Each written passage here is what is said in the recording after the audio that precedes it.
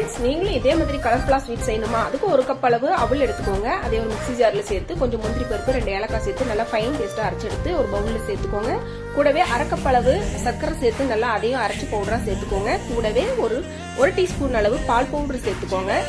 அடுத்ததான் இதை மிக்ஸ் பண்றதுக்கு பால் எடுத்துக்கலாம். பால்ல கொஞ்சமா ஃபுட் கலர் சேர்த்து அதையும் கொஞ்சம் கொஞ்சமா ஆட் பண்ணி நல்லா சப்பாத்தி செய்யற மாவு பதத்துக்கு நல்லா உருண்டை பண்ணி எடுத்து வச்சுக்கோங்க. கூடவே அரை டீஸ்பூன் அளவு நெய் சேர்த்து அதையும் நல்லா பிசைஞ்சு எடுத்து வச்சுக்கோங்க.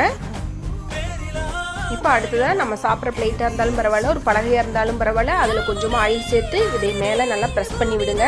ஸ்வீட் எந்த அளவுக்கு மொத்தம் வேணுமோ அந்த அளவுக்கு ப்ரெஸ் பண்ணி விட்டா போதும். அடுத்து நம்ம கிட்ட இருக்கிற ஏதாவது ஒரு பொருள் இதே மாதிரி மூடியோ இல்ல வேற எது இருந்தாலும் பரவாயில்ல, இந்த மாதிரி ஒரு அச்சு எடுத்து அதுல ப்ரெஸ் பண்ணி விடுங்க. இப்ப நம்மளுடைய டேஸ்டியான ஸ்வீட் ரெடி. மறக்காம ட்ரை பண்ணி பாருங்க. தேங்க்ஸ் ஃபார் வாட்சிங்.